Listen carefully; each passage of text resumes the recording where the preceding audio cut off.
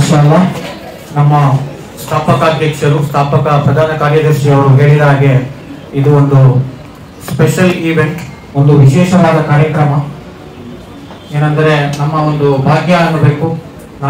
ನಮ್ಮ ಶಾಲೆಯಲ್ಲಿ ಬರೀ ಓದುವುದು ಮತ್ತು ಬರೆಯುವುದು ಮಾತ್ರ ಅಲ್ಲ, ಎಲ್ಲ ತರಹದ ತರಬೇತಿಯನ್ನು ನಮ್ಮ ವಿದ್ಯಾರ್ಥಿಗಳಿಗೆ ನಾವು ಕೊಡ್ತಾ ಬಂದಿದ್ದೀವಿ. ಇವತ್ತಿನ ಒಂದು ವಿಶೇಷ ಏನಂದ್ರೆ ನಮ್ಮ ತುಮಕೂರು ಸಂಚಾರಿ ಪೊಲೀಸ್ ಠಾಣೆ ಕುಣಿಗಲ್ ರೋಡಲ್ಲಿರುವ ಬ್ರಾಂಚ್ನಿಂದ ಅಲ್ಲಿನ ವೃತ್ತ ನಿರೀಕ್ಷಕರಾದ ಇನ್ಸ್ಪೆಕ್ಟರ್ ಆದ ಹಾಗೂ ಸಬ್ ಇನ್ಸ್ಪೆಕ್ಟರ್ ಇಬ್ಬರು ನಮ್ಮ ಜೊತೆಗಿದ್ದಾರೆ, ರವೀಂದ್ರ ಸರ್ ಅವರು ಮತ್ತು ರಂಗನಾಥ್ ಸರ್ ಅವರು. ಅವರಿಗೆ ಒಂದ್ಸಲ ಜೋರಾಗಿ ಚಪ್ಪಾಳೆಯೊಂದಿಗೆ ಸ್ವಾಗತವನ್ನು ಬಯಸ್ತೇವೆ.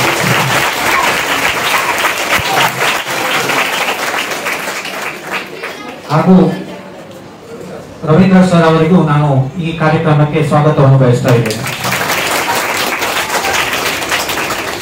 ಹಾಗೆ ನಮ್ಮ ಜೊತೆ ನಮ್ಮ ಎಲ್ಲ ಒಂದು ಏಳ್ಬೀಳಿನ ಮತ್ತು ಎಲ್ಲ ಪ್ರಗತಿಯ ಒಬ್ಬ ಹರಿಕಾರರಾದ ಕಳೆದ 23 ವರ್ಷದಿಂದ ನಮ್ಮ ಸಂಸ್ಥೆಗಾಗಿ ಹಗಲು ರಾತ್ರಿ ಅತಿಶ್ರಮದಿಂದ ದುಡಿತಾ ಇರುವ ನಮ್ಮ ಸ್ಥಾಪಕ ಮತ್ತು ಸಂಸ್ಥಾಪಕ ಕಾರ್ಯದರ್ಶಿಗಳಾದ ಹಾಜಿ ಮಿರ್ಜಾ ಅಸ್ಲಂ ಪಾಷಾ ಅವರಿಗೂ ಕೂಡ ಹೃತ್ಪೂರ್ವಕವಾದ ಸ್ವಾಗತವನ್ನು. ಸೊ ಸಂಚಾರಿ ಪೊಲೀಸ್ ಠಾಣೆ ಅಂದರೆ ನಮ್ಮೆಲ್ಲರ ಮನಸ್ಸಿಗೆ ಬರುವ ಒಂದು ವಿಷಯ ಏನಂದ್ರೆ ಇವರು ಫೈನ್ ಹಾಕಬಹುದು. ಸೊ ಅದರ ಬಗ್ಗೆ ಎಲ್ಲ ಇದು ಜಸ್ಟ್ ಒಂದು ಅವೇರ್ನೆಸ್ ಪ್ರೋಗ್ರಾಮ್. ಹಾಗೆ ನಮ್ಮ ಜೊತೆ ನಮ್ಮ ಅಲಿ ಗರ್ಲ್ಸ್ PU ಕಾಲೇಜಿನ ಪ್ರಾಂಶುಪಾಲರಾದ ಶೇಖ್ ಮೊಹಮ್ಮದ್ ಅನ್ವರ್ ಸಾಬ್ ಅವರು ಕೂಡ ಇದ್ದಾರೆ, ಅವರಿಗೆ ಕೂಡ ಸ್ವಾಗತವನ್ನು ಬಯಸ್ತಾರೆ. ಹಾಗೆ ನಮ್ಮ ನಿರ್ದೇಶಕರಾದ ಜಮರೂದ್ ಸರ್ ಅವರು ಇದ್ದಾರೆ, ಅವರಿಗೂ ನಾನು ಸ್ಟೇಜ್ಗೆ ಬರ್ತಾ ಇದ್ದೇನೆ.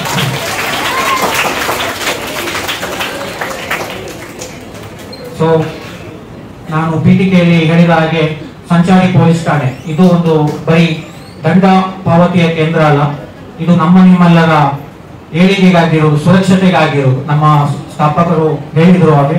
ಸೊ ಇದರ ಬಗ್ಗೆ ನಾವು ನಮ್ಮ ನಿರೀಕ್ಷಕರಾದ ಉಪನಿರೀಕ್ಷಕರಾದ ನಮ್ಮ ಪೊಲೀಸ್ ಆಫೀಸರ್ಸ್ ಅವರಿಂದಲೇ ನಾವು ಹೆಚ್ಚಿನ ಸಮಯ ಅವರಿಂದಲೇ ಕೇಳೋಣ. ಎಲ್ಲರೂ ಗಮನವಿಟ್ಟು ಕೇಳ್ತೀರಾ ತಾನೆ? ಶಿಸ್ತಿನಿಂದ ಕೇಳ್ತೀರಾ ತಾನೆ? ಶಿಸ್ತು ಯಾರಾದ್ರೂ ಉಲ್ಲಂಘಿಸಿದ್ರೆ ಇಲ್ಲಿಂದಲೇ ನಾವು ಫೈನ್ ಸ್ಟಾರ್ಟ್ ಮಾಡೋಣ ಸರ್. ಸೊ ಸರ್ ಒಪ್ಪಿಕೊಂಡಿದ್ದಾರೆ. ಹಾಗೆ ನಮ್ಮ ಸರ್ ಅವರನ್ನು ವೇದಿಕೆಗೆ ಆಹ್ವಾನಿಸ್ತಾ ಇದ್ದೇವೆ. ಎಲ್ಲರಿಗೂ ನಮಸ್ಕಾರ. ಈ ಶಾಲೆಯ ಸಂಸ್ಥಾಪಕರು ಮತ್ತೆ ಈ ಕಾಲೇಜಿನ ಪ್ರಾಂಶುಪಾಲರು ಮತ್ತೆ ಏನು ಶಿಕ್ಷಕರಿದ್ದಾರೆ ಅವರಿಗೆ ಮತ್ತೆ ವಿದ್ಯಾರ್ಥಿಗಳಿಗೆ ಎಲ್ಲರಿಗೂ ಮಗಿದ ಸ್ವಾಗತವನ್ನ ಈ ಕಾರ್ಯಕ್ರಮಕ್ಕೆ ಕೊಡ್ತೀವಿ. ಮೊದಲನೇದಾಗಿ ನಮ್ಮ ತುಮಕೂರು ಸಂಚಾರ ಪೊಲೀಸ್ ಠಾಣೆಯಿಂದ ನಿಮಗೆ ಟ್ರಾಫಿಕ್ ಅವೇರ್ನೆಸ್ ಬಗ್ಗೆ, ಅಂದರೆ ಸಂಚಾರ ನಿಯಮಗಳ ಉಲ್ಲಂಘನೆ ಆಗ್ತಾ ಇರ್ತದೆ, ಅವಳ ತಿಳುವಳಿಕೆ, ಸಂಚಾರ ನಿಯಮಗಳನ್ನ ಪಾಲಿಸಬೇಕು ಮತ್ತು ಅದರಿಂದ ಏನು ಉಪಯೋಗ ಅನ್ನೋದ್ರ ಬಗ್ಗೆ ನಿಮಗೆ ಮಾಹಿತಿ ಕೊಡೋಕ್ಕೆ ನಾವಿಲ್ಲಿಗೆ ಬಂದಿದ್ದೀವಿ. ಈ ಮಾಹಿತಿಯನ್ನು ನೀವು ತಿಳ್ಕೊಂಬಾರ್ದು, ನಿಮ್ಮ ಪೋಷಕರಿರ್ಬೋದು, ನಿಮ್ಮ ಸ್ನೇಹಿತರಿಗಿರ್ಬೋದು, ನಿಮ್ಮ ರಿಲೇಟಿವ್ಸ್ಗೆ ಇರ್ಬೋದು, ಅವರಿಗೆ ನೀವು ಇನ್ಫಾರ್ಮೇಶನ್ ಕೊಡಬೇಕು. ಈಗ ಎಲ್ಲರ ಮನೆಗೂ ಗಾಡಿ ಇದೆ ಅಲ್ವಾ? ಟೂ ವೀಲರ್ ಎಲ್ಲರ ಮನೆಗೂ ಇದೆಯಾ? ಇದೆಯಾ ಇಲ್ವಾ? ಟೂ ವೀಲರು ಇದೆ, ಮೊಬೈಲು ಇದೆ, ಎಲ್ಲ ಇದೆ. ಅದನ್ನ ಹೇಗೆ ಯೂಸ್ ಮಾಡ್ಕೊಬೇಕು ಅನ್ನೋದನ್ನ ನಾವು ಮೊದಲು ತಿಳ್ಕೊಬೇಕು ಅಲ್ವಾ? ಆಲ್ಮೋಸ್ಟ್ ಆಲ್ ಎಲ್ಲ ಮನೆಗೂ ಗಾಡಿಗಳಿರ್ತವೆ. ಎಷ್ಟು ಜನ ಗಾಡಿ ಓಡಿಸ್ತೀರಾ ಇಲ್ಲಿ ಪ್ರೆಸೆಂಟ್? ಹೇಳಿ, ನಾರ್ಮಲಿ ಹೇಳಿ. ಎಲ್ಲರೂ ಗಾಡಿ ಓಡಿಸ್ತೀರಾ? DL ಸೆಕ್ಷನ್ ಇದೆ, ಡ್ರೈವಿಂಗ್ ಲೈಸೆನ್ಸ್ ಸೆಕ್ಷನ್ ಇದೆ. ಡ್ರೈವಿಂಗ್ ಲೈಸೆನ್ಸ್ ಕೊಟ್ಟಿದ್ದಾರಾ? ಡ್ರೈವಿಂಗ್ ಲೈಸೆನ್ಸ್ ಇಲ್ಲ ಆದ್ರೂ ವೆಹಿಕಲ್ ಓಡಿಸ್ತೀರಾ? ಆಕ್ಸಿಡೆಂಟ್ ಆಗಿರೋದನ್ನ ನೇರವಾಗಿ ಎಷ್ಟು ಜನ ನೋಡಿದಿರಾ? ಎಲ್ಲ ನೋಡಿದಿರಾ? ಹೇಗಾಗ್ತದೆ ಆಕ್ಸಿಡೆಂಟ್? ಒಬ್ಬೊಬ್ರು ಹೇಳ್ಬೇಕು. ಆಕ್ಸಿಡೆಂಟ್ ಆಗೋದು ಹೆಂಗಾಗ್ತದೆ? ಹೆಲ್ಮೆಟ್ ಹಾಕಿಲ್ಲ ಅಂದ್ರೆ ಆಕ್ಸಿಡೆಂಟ್ ಆಗ್ತದಲ್ಲ. ನಮ್ಮ ನೆಗ್ಲಿಜೆನ್ಸ್ ಇಂದ ಆಕ್ಸಿಡೆಂಟ್ ಆಗ್ತಲ್ವಾ? ಚಾಲಕನ ನೆಗ್ಲಿಜೆನ್ಸ್ ಇಂದ ಆಕ್ಸಿಡೆಂಟ್ ಆಗ್ತದೆ. ಅದಕ್ಕೆ ಈ ಅಪಘಾತಗಳನ್ನ ತಪ್ಪಿಸ್ಬೇಕು, ಅಪಘಾತಗಳನ್ನ ನಿಯಂತ್ರಿಸಬೇಕು. ಅಪಘಾತಗಳು ನಿಯಂತ್ರಿಸಿದ್ರೆ ಅಪಘಾತದಿಂದ ಆಗ್ತಕ್ಕಂಥ ಸಾವು ನೋವುಗಳು ನಾವು ರಕ್ಷಣೆ ಮಾಡ್ದಂಗೆ ಆಗ್ತದೆ ಅಂತ ಒಂದು ದೃಷ್ಟಿಯಿಂದ ನಾವು ಇಲ್ಲಿ ಅವೇರ್ನೆಸ್ ಕೊಡಕ್ ಬಂದಿದ್ದೀವಿ. ರಸ್ತೆ ಹೇಗೆ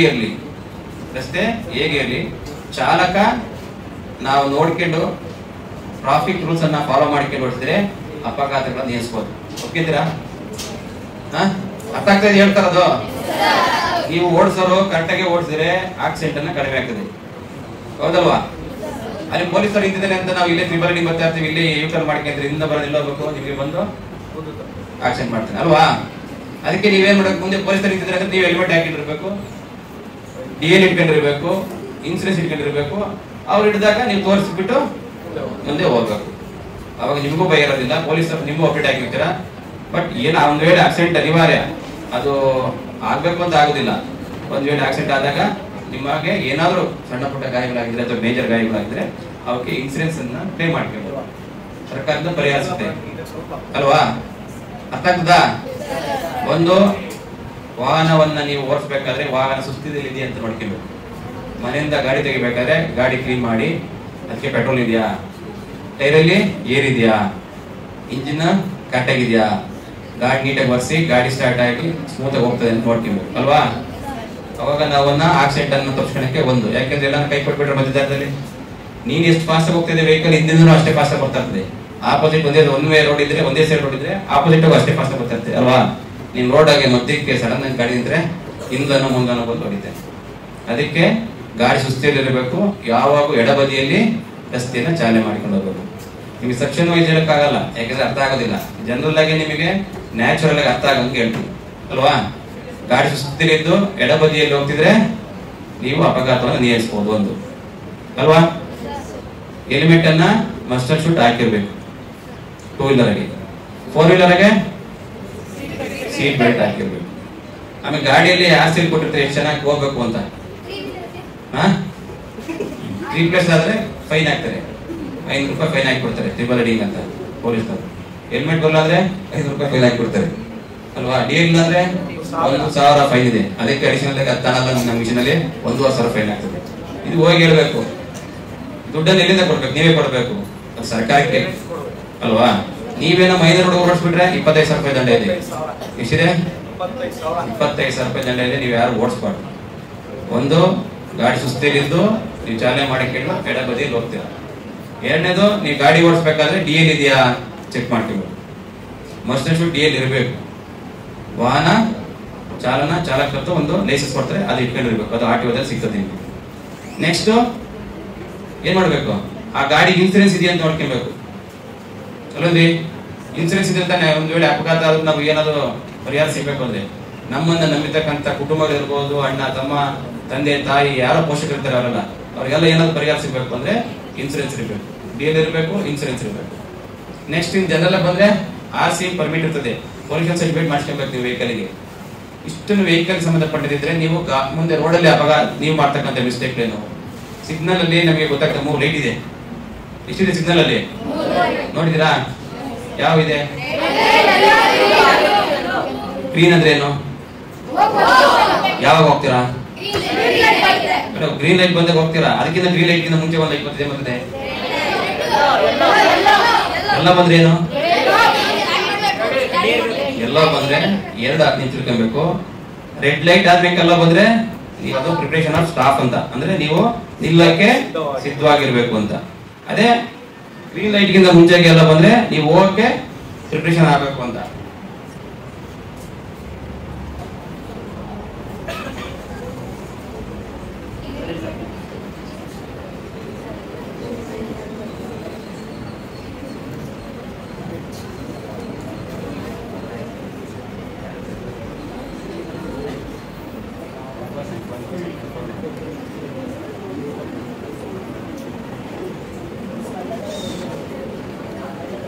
ಸಿಗ್ನಲ್ ಗೊತ್ತಾಯ್ತಾ ಈಗ? ಮತ್ತೆ ತ್ರಿಬಲ್ ರೈಡಿಂಗ್ ಮಾಡ್ತಾರೆ. 3 ಜನ ಹೋಗ್ತಾರಲ್ವಾ? ಯಾಕೆ ಹೋಗ್ಬಾರ್ದು? ಯಾರು ಒಬ್ರು ಹೇಳಿ ಗೊತ್ತಿದೆ? ಯಾಕೆ ಹೋಗ್ಬಾರ್ದು? ಆಕ್ಸಿಡೆಂಟ್ ಆಗ್ತದೆ, ಆಕ್ಸಿಡೆಂಟ್ ಆಗೋದು ಕೂಡ ಸೆಕೆಂಡ್. 3 ಜನ ಯಾಕೆ ಹೋಗ್ಬಾರ್ದು? ಬ್ಯಾಲೆನ್ಸ್ ಸಿಗೋದಿಲ್ಲ. ಯಾಕೆ ಬ್ಯಾಲೆನ್ಸ್ ಸಿಗೋದಿಲ್ಲ ಅಂದ್ರೆ ನಾವು ಊಟ ಎಷ್ಟು ಮಾಡ್ಬೋದು?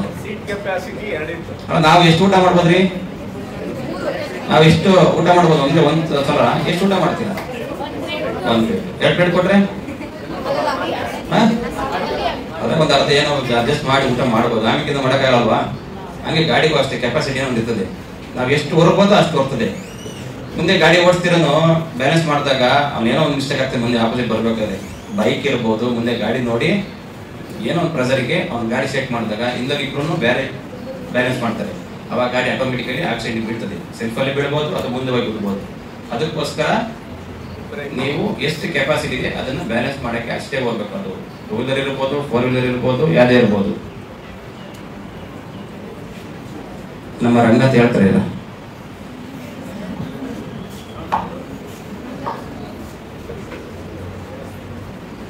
ಎಲ್ರಿಗೂ ಸ್ವಾಗತ. ನಾನು ಗುಬ್ಬಿ ರಿಂಗ್ ರೋಡ್ ಜಂಕ್ಷನ್ ಅಲ್ಲಿ ಜಾಸ್ತಿ ಇರ್ತೀನಿ.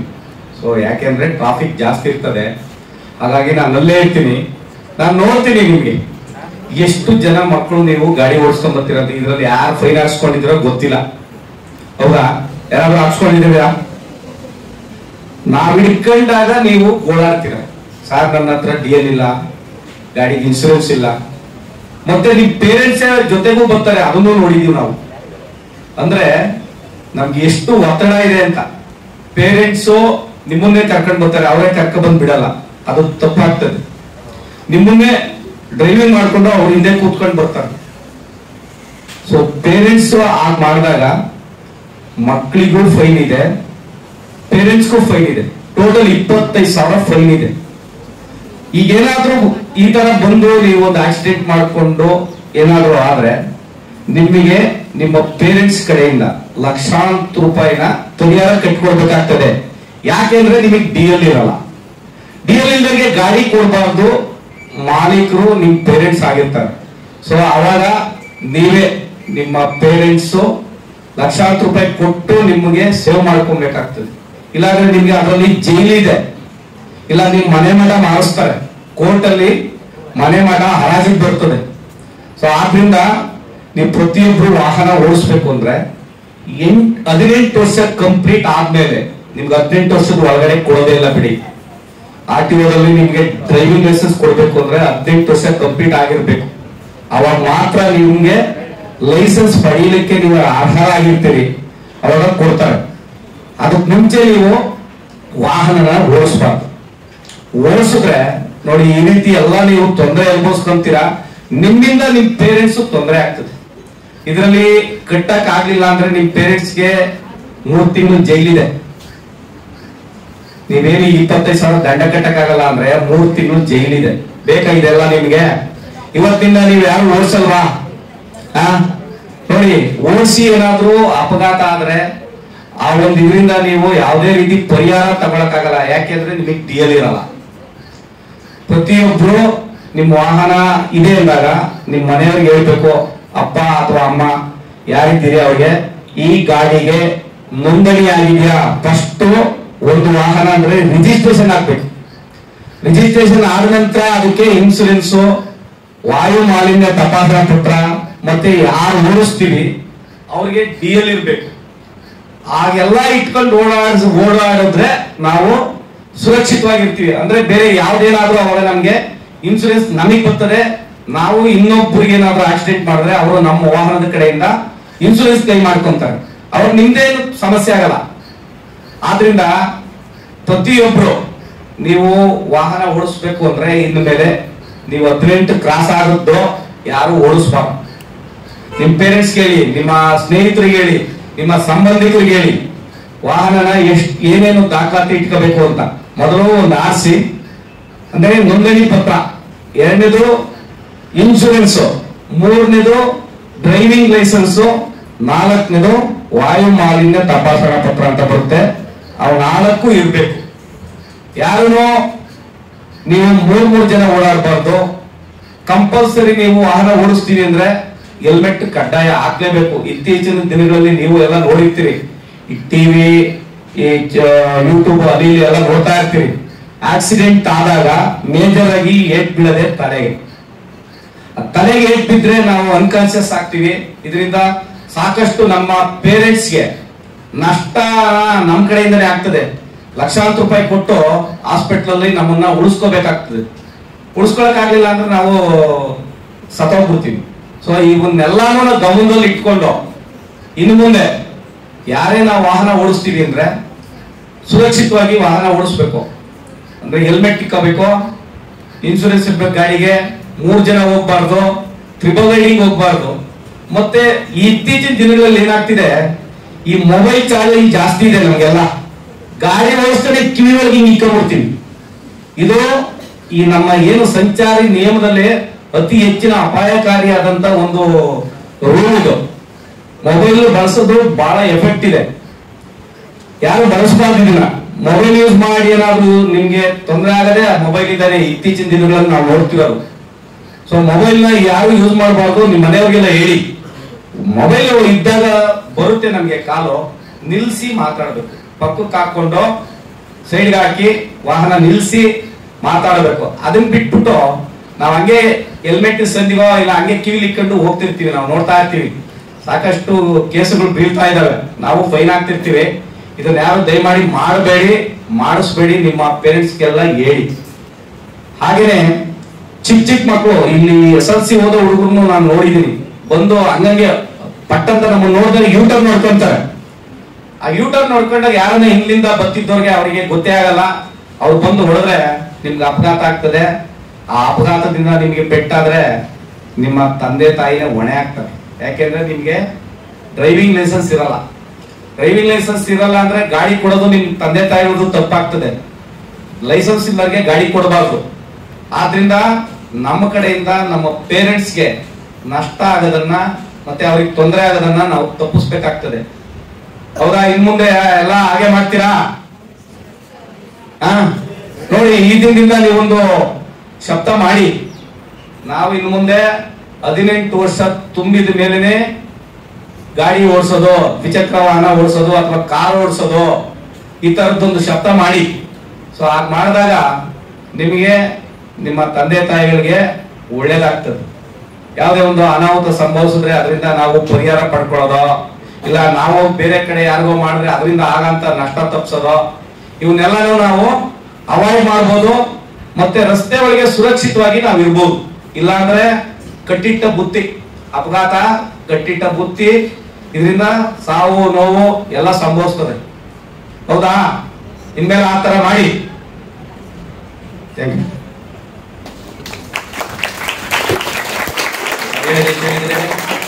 ಒಂದು ವೆಹಿಕಲ್ ಅನ್ನ ಎಷ್ಟು ಹೇಗೆ ಇಟ್ಕೊಬೇಕು, ಡಾಕ್ಯುಮೆಂಟ್ ಇಟ್ಕೊಬೇಕು ಅಂತ ಹೇಳಿದ್ರು. ಇನ್ನೊಂದು ಹೆಲ್ಮೆಟ್ ಹಾಕಿಡಿ ಅಂತ ಹೇಳಿದ್ರು, ಮತ್ತೊಂದು ಮೊಬೈಲ್ ಯೂಸ್ ಮಾಡ್ಬಿಡಿ ಅಂತ ಹೇಳಿದ್ರು. ನೆಕ್ಸ್ಟ್ ಅಂದ್ರೆ ಡ್ರಿಂಕ್ ಅಂಡ್ ಡ್ರೈವ್ ಬರ್ತಾರೆ, ಹೇಳಿದ್ರ ಕುಡಿದ್ಬಿಟ್ಟು ಮದ್ಯಪಾನ ಮಾಡ್ತಾರೆ ಅಲ್ವಾ? ಗೊತ್ತಿಲ್ಲ ನಿಮ್ಗೆ? ಡ್ರಿಂಕ್ ಮಾಡಿಬಿಟ್ಟು ಅವ್ರು ಡ್ರೈವ್ ಮಾಡ್ತಾರೆ, ಅದು ಮಾಡಿಸ್ಬಾರ್ದು. ನೀವು ನಿಮ್ಮ ಹೇಳ್ಬೇಕು ನಿಮ್ಮ ರಿಲೇಟಿವ್ ಯಾರಿಗೆ ಕುಡಿದು ಮದ್ಯಪಾನ ಮಾಡಬೇಡಿ ಅಂತ. ಮತ್ತೆ ನೀವು ವೆಹಿಕಲ್ಗಳು ಹೋಗ್ಬೇಕಾದ್ರೆ ಯಾರು 3 ಅಲ್ಲ 3 ಜನ 4 ಜನ ಎಲ್ಲ ಜಾಸ್ತಿ ಹೋಗ್ತಾರೆ. ಒಂದು ಆಟೋ ಬರ್ಬೇಕಾದ್ರೆ ಎಷ್ಟು ಜನ ಬರ್ತೀರಾ? ಆಟೋದಲ್ಲಿ ಎಷ್ಟು ಜನ ಬರ್ತೀರಾ? ಅದ್ರ 3 ಜನ ಕೆಪಾಸಿಟಿ ಇರ್ತದೆ, ಅದ್ರಾಗ 10 ಜನ ಇರ್ತಾರೆ. ಬಸ್ಗಳಿಗೆ ಟಾಪ್ ಮೇಲೆಲ್ಲ ಹೋಗ್ತಾರೆ ಅಲ್ಲಂದ್ರೆ. ನೆಕ್ಸ್ಟ್ ಗಾಡಿಯನ್ನ ನಂಬರ್ ಪ್ಲೇಟ್ ಅನ್ನು ಹಾಕಿರ್ಬೇಕು. ಅವ್ರು ಹೇಳೋದು ರಿಜಿಸ್ಟ್ರೇಷನ್ ಆಗಿರ್ಬೇಕು, ಒಂದು ನಂಬರ್ ಪ್ಲೇಟ್ ಕೊಡ್ತಾರೆ, ನಂಬರ್ ಪ್ಲೇಟ್ ಮತ್ತು ಶುಡ್ ಹಾಕಿರ್ಬೇಕು. ಅದಕ್ಕೂ ಫೈನ್ ಇದೆ. ನಿಮ್ಮಲ್ಲಿ ಇನ್ನೊಂದ್ರೆ ಅದು ಮಿರರ್ ಇಲ್ಲ ಅಂದ್ರೂ ಫೈನ್ ಬೀಳುತ್ತೆ. ನೀವು ಗಾಡಿ ವೀಲಿಂಗ್ ಮಾಡಿದ್ರು ಫೈನ್ ಬೀಳುತ್ತೆ. ನಿಮ್ಮಲ್ಲಿ ರಿಂಗ್ ರೋಡಲ್ಲಿ ವೀಲಿಂಗ್ ಮಾಡ್ತಾರಾ? ಗಾಡಿ ವೀಲಿಂಗ್ ಮಾಡ್ತಾರಾ? ಸೈಕಲ್ ವೀಲಿಂಗ್ ಮಾಡ್ತೀರಾ? ವೀಲಿಂಗ್ ಮಾಡಿದ್ರು ಫೈನ್ ಬೀಳುತ್ತೆ. ನೀವು ಗಾಡಿ ಓಡಿಸ್ಬೇಕಾದ್ರೆ 1 ಹೆಲ್ಮೆಟ್ ಹಾಕಿರ್ಬೇಕು, 2 ಸಂಚಾರ ನಿಯಮಗಳನ್ನ ಪಾಲನೆ ಮಾಡಬೇಕು, 3 ಟ್ರಿಪಲ್ ರೈಡಿಂಗ್ ಹೋಗಬಾರ್ದು, ವೀಲಿಂಗ್ ಮಾಡಬಾರ್ದು. ನೆಕ್ಸ್ಟ್ ಡ್ರಿಂಕ್ ಅಂಡ್ ಡ್ರೈವ್ ಅನ್ನ ಮಾಡಿ ಗಾಡಿ ಓಡಿಸಬಾರ್ದು. ಇಷ್ಟು ನೀವು ಅವೇರ್ನೆಸ್ ಕೊಟ್ಬಿಟ್ರೆ ಬೈಕಲ್ಲಿ ಹೋಗೋರಿಗೆ ಅಷ್ಟು ಅಪಘಾತಗಳು. ಯಾಕೆಂದ್ರೆ ಅಪಘಾತಗಳು ಆದಾಗ ಆಲ್ಮೋಸ್ಟ್ ಅಲ್ಲಿ ಬಿದ್ದಾಗ ನಮ್ಮ ತಲೆ ಬಹಳ ಏಟ್ ಆಗ್ತದೆ. ಇದು ವೈಟಲ್ ಇನ್ಸ್ಟಲ್ ಅಂತ ಹೇಳ್ತಾರೆ. ಅದು ಏನ್ ನಿಮಗೆ ಅದು ತಲೆ ಇಟ್ಟಿದ್ದೀರಿ ಆಗ್ಬಿಟ್ರೆ ಅವ್ರು ಹೇಳ್ದಂಗೆ ಕೋಮಕ್ಕೆ ಹೋಗ್ಬೋದು, ಡೆತ್ ಆಗ್ಬೋದು, ಮತ್ತೆ ಪ್ರೀವಿಯಸ್ ಇಂಜುರಿ ಆದಾಗ ಕೈ ಕಾಲು ಯಾವ್ದೇ ಒಂದು ಪಾರ್ಟ್ ಹೋಗ್ಬೋದು. ಅದು ಕೈಯೇ ಹೋಗ್ಬೋದು, ಕಾಲೇ ಹೋಗ್ಬೋದು, ಯಾವುದೇ ಹೋಗಿ ಒಂದು ಇಂಜುರೀಸ್ ಆದಾಗ ಬಹಳ ನೋವು ನಿಮ್ಗಿರ್ತದೆ. ಅದನ್ನ ತಪ್ಪಿಸ್ಬೇಕು ಅಂತ ಈಗ ಆಲ್ಮೋಸ್ಟ್ ಅಲ್ಲಿ ಎಲ್ಲ ಅಪಘಾತಗಳು ಯಂಗ್ಸ್ಟರ್ಗಳೇ ಮಾಡ್ತಕ್ಕಂಥದ್ದು. ಅಂದ್ರೆ ಈ ಯುವಜನನೇ ಜಾಸ್ತಿ ಅದು ಗೊತ್ತಾಗ್ತದೆ. ನಾವು ಸ್ಟ್ಯಾಟಿಸ್ಟಿಕ್ಸ್ ಆಗ್ಬಿಟ್ರೆ ಅಫೆನ್ಸ್ಗಳು ನೋಡ್ಬಿಟ್ಟು ಅದು ಆಲ್ಮೋಸ್ಟ್ ಆಲ್ ಡೆತ್ ಆದ ಸಂಖ್ಯೆ ಜಾಸ್ತಿ ಇದೆ 2 ವೀಲರ್ ಇಂದ. ಯಾಕೆಂದ್ರೆ ಅದು ನೆಗ್ಲಿಜೆನ್ಸಿ, ನಮ್ದೇನಂತ ಸಂಚಾರಿ ನಿಯಮ ಪಾಲನೆ ಮಾಡಲ್ಲ. ನಾವು ಫಾಸ್ಟ್ ಈ ಸಿಟಿಯಲ್ಲಿ ಹೋಗ್ಬೇಕಾದ್ರೆ 30 ಕಿಲೋಮೀಟರ್ ಜಾಸ್ತಿ ಫಾಸ್ಟ್ ಹೋಗ್ಬಾರ್ದು. ಯಾರು 30 ಕಿಲೋಮೀಟರ್ ಫಾಸ್ಟ್ ಬರಲ್ಲ, ಎಲ್ಲ ಹೆವಿ ಬರ್ತಾರೆ 50 60. ಹುಡುಗರು ಸಿಕ್ಕಿದ್ರೆ ನಮ್ಮ ಮುಂದೆನೆ ಬಂದು ಎಕ್ಸಿಡೆಂಟ್ ಕೊಡೋದು. ಯಾಕೆ ಫೈನ್ ಹಾಕಲ್ಲ ಅಂತ ನಾವು ಸಿಕ್ಕಿದ್ರೆ ಫೈನ್ ಹಾಕದೆ. ಈ ಬೈಕಲ್ಲಿ ಏನಾಗ್ಲಿ ನಮ್ಮ ದೃಷ್ಟಿಕೋನ ಒಂದೇ, ಪೊಲೀಸ್ ನಾನಿರ್ಬೋದು, ನಾಳೆ ಯಾರೇ ಇರ್ಬೋದು, ಈ ಜಾಗದಲ್ಲಿ ಯಾರೇ ಇರ್ಬೋದು, ಅವ್ರ ದೃಷ್ಟಿಕೋನ ಒಂದೇ, ಮೊದಲು ನಾವು ಅಪಘಾತ ಆದಾಗ ಪ್ರಾಣ ಉಳಿಸ್ಬೇಕು ಅಂತ. ಮೊದಲು ನಾವು ಒಂದು ಜೀವವನ್ನ ಉಳಿಸ್ಬೇಕು, ಅದು ಯಾವುದೇ ವ್ಯಕ್ತಿ ಆಗಿರ್ಲಿ, ಪ್ರಾಣ ಉಳಿಸ್ಬೇಕು. ಎರಡನೇದು, ಸುತ್ತಮುತ್ತ ಏನು ಪ್ರಾಪರ್ಟಿ ಇರ್ತದೆ ಅದನ್ನ ಸೇವ್ ಮಾಡಬೇಕು. ನೀವು ಇಲ್ಲೇ ಹೋದಾಗ ಇದನ್ನ ಗಮನಿಸ್ಕೊಳ್ಳಿ, ಒಂದು ಆಕ್ಸಿಡೆಂಟ್ ಆದ ಕಾಮನ್ಗೆ ಫಸ್ಟ್ ಏಡ್ ಮಾಡಿ ಅದನ್ನ ಬೇಗ ಅವ್ರ ಪ್ರಾಣ ಉಳಿಸೋಕ್ಕೆ ಆಸ್ಪತ್ರೆಗೆ ಮಾಡಬೇಕು. ಎರಡನೇದು, ಸುತ್ತಮುತ್ತ ಯಾವ್ದೋ ಆಸ್ತಿ ಪಾಸ್ತಿ ಇರ್ತದೆ, ವೆಹಿಕಲ್ ಏನಿರುತ್ತೆ ಅದನ್ನ ಸೇಫ್ಟಿ ಮಾಡ್ತಕ್ಕಂಥ ಎರಡನೇದಾಗಬೇಕು. ಮೂರನೇದು, ಫ್ರೀ ಟ್ರಾನ್ಸ್ಪೋರ್ಟ್ ಆಗಬೇಕು, ಅಂದ್ರೆ ಸಂಚಾರ ಸುಮಾರು ಫ್ರೀ ಆಗಿ ಹೋಗಕ್ಕೆ ರಸ್ತೆ ಮಾಡ್ಕೊಳ್ಬೇಕು. ಈ ಮೂರದ ಪ್ರಿಯಾರಿಟಿಯಲ್ಲಿ ಇಟ್ಕೊಂಡು ನಾವು ಅಪಘಾತ ಆದಾಗ ನಾವು ಮಾಡ್ತಕ್ಕಂಥ ಮೊದಲೇ ಕರ್ತವ್ಯಗಳು. ಅರ್ಥ ಆಯ್ತಲ್ಲ? ನಿಮ್ಗೆ ಏನಾದ್ರು ಡೌಟ್ಸ್ ಇದ್ರೆ ಹೇಳಿ, ಹೇಳ್ತಾ ಹೋದ್ರೆ ನಿಮ್ಗೆ ಜಾಸ್ತಿ ಇದೆ. ನೀವು ಲಂಚ ಅವರನ್ನು ನಾವು ರಿಟೈನ್ ಮಾಡ್ಕೊಂಡು ಬೇಜಾರಾಗ್ತದೆ. ಹಾಗಾಗಿ ನಿಮ್ಗೆ ಏನೋ ಸಮಸ್ಯೆ ಪ್ರಶ್ನೆಗಳಿದ್ರೆ ಕೇಳಿ, ಹೇಳ್ತೀವಿ. ನಿಮ್ಗೆ ಇನ್ನೊಂದು ದಿನ ಬಂದು ನಮ್ಮ ಸರ್ವಿಸ್ ನೀಟಾಗಿ ಹೇಳ್ಕೊಡ್ತಾರೆ. ಬಾಂಧವ್ಯವನ್ನ ಬೇಕಾದ್ರೆ ಹೇಳಿದ್ರೆ ಖಾತಾಗಿ ಅವರು ಬಂದು ನೀಟಾಗಿ ಹೇಳ್ತಾರೆ. ನಿಮ್ಗೆ ಏನೋ ಪ್ರಶ್ನೆಗಳಿದ್ರೆ ಡೌಟ್ಸ್ ಏನಾದ್ರು ಕೇಳಿ. ಯಾರಿದ್ಯಾ? ಯಾರಿಗಿಲ್ಲ ಅಂದ್ರೆ ಥ್ಯಾಂಕ್ ಯು. ಅತ್ಯುತ್ತಮವಾಗಿ ವಿವರಿಸಿದ್ದಾರೆ. He has explained it very well. Have you all understood?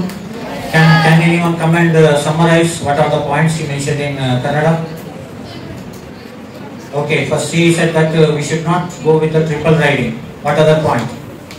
You should always wear helmet. That's all. When you can start driving, you should reach the age of what? 18. Until 18, you should not drive on the road. Okay, what else he said? Speed limit. In the city, what is the speed limit? 30 kilometers per hour. Okay, what else? Sorry, drink and drive. Yes, in Islam we never drink alcohol, and so no question of that. What else? Don't use mobile when you are driving. Then, if at all you have to answer the mobile, what you have to do? You have to stop the vehicle. Yes, then only answer the call. Driving license. When you can apply for driving license? When you are about to reach 18. Only after you have the license. You see, before license, what you get? Before you get something called learner's license. Okay, that's valid for how much, sir? For 30 days. That is valid. So after 30 days, you can apply for the original or driving license. Anything else? Any other points? Insurance you should have. And he said about the safety of the vehicle. Mirror. You should always have the mirror. Then what? Number plates. Then what? If you are wearing this, if you are riding 4-wheeler, you should wear the seat belt. Yes. Then DL. We already said. So the traffic police or any police for that matter, they are for our safety. We should feel safe when we are looking at them. Do you know what? If I don't know the route, whom I ask, always whom I trust is traffic police. I go to the traffic police and ask, sir, Kunigal hogಬೇಕಾದ್ರೆ ಯಾವ ರಸ್ತೆಯಿಂದ ಹೋಗಬೇಕು? So always traffic police are the best people to guide you the road. I have a friend of mine who is a police. He tells one thing. Are you listening? ಯಾರೇನಾದ್ರೂ ಕಷ್ಟದಲ್ಲಿ ಇದ್ರೆ ಜಾಸ್ತಿ ಬರುವವರು ನಿಮ್ಮವರೇ ಮುಸ್ಲಿಂಗಳೇ ಬರೋರು. At the same time ಏನಾದ್ರೂ ಒಂದು ಅಪಘಾತ ಆದ್ರೆ ಜಾಸ್ತಿ ಅದರಲ್ಲಿ ಅಪಘಾತದಲ್ಲಿ ಇದು ಆಕ್ಸಿಡೆಂಟ್ ಆಗುವವರು ಅವ್ರು ಹೋಗ್ಬಿಡೋರು ಎಲ್ಲ ನಿಮ್ಮವರೇ. ಸೊ ಅಟ್ಲೀಸ್ಟ್ ಹೆಲ್ಮೆಟ್ ಆದ್ರೂ ಹಾಕಿದ್ರೆ ಅವನ ಪ್ರಾಣ ಆದ್ರೂ ಸೇಫ್ ಆಗಿ ಉಳಿತಾ ಇರ್ತೀವಿ. ಸೊ ನಮ್ಮವರೇ ಜಾಸ್ತಿ ಕೇರ್ಲೆಸ್ ಒಂದು. ಇನ್ನೊಂದು, ಯಾರೇನಾದ್ರೂ ಕಷ್ಟದಲ್ಲಿ ಇದ್ರೆ ಹೋಗಿ ಹೆಲ್ಪ್ ಮಾಡೋರು ನಮ್ಮವರೇ. ಫಸ್ಟ್ ನಮ್ಮ ಪ್ರಾಣನೂ ಕಾಪಾಡೋಣ. ಓಕೆನಾ? ಸೊ ಹಾಗೆ ನಮ್ಮ ಸಂಸ್ಥಾಪಕರಾದ ಹಾಜಿ ಮಿರ್ಜಾ ಅಸ್ಲಂ ಪಾಷಾ ಸರ್ ಅವರ ಹತ್ರ ಒಂದು 2 ನಿಮಿಷ ಮಾತಾಡಕ್ಕೆ ಕೇಳಿಸ್ಕೊಳ್ಳಿ. ಮತ್ತು ಒಂದು ಧನ್ಯವಾದ ಸಮರ್ಪಣೆಯಾಗಿ ಸ್ವಲ್ಪ ಮಾತಾಡೋಣ.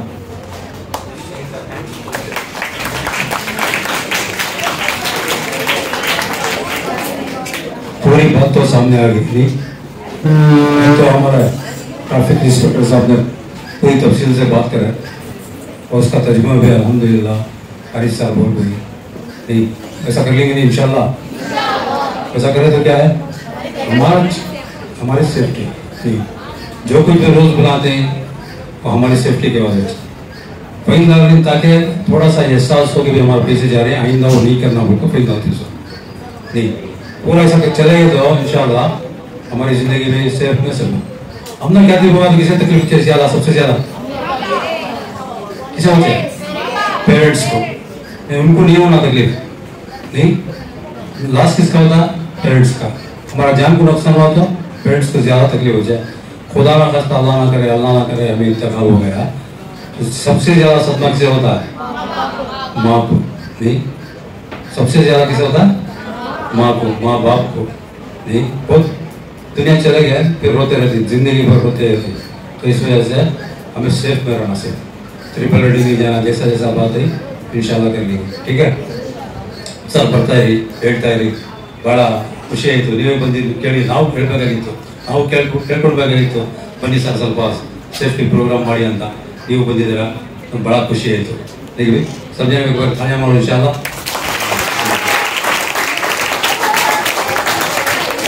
ಮಾಶಾಅಲ್ಲಾ.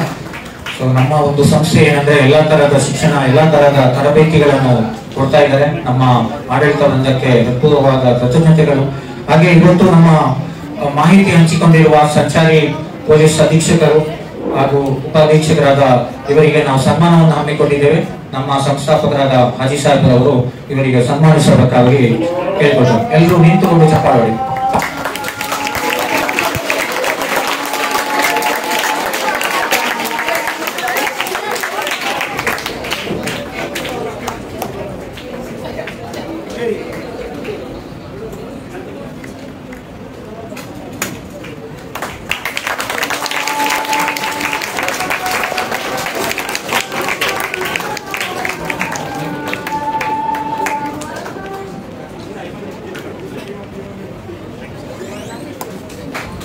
ಹಾಗೆ ಸಬ್ ಇನ್ಸ್ಪೆಕ್ಟರ್ ಆದ ರಾಘವೇಂದ್ರ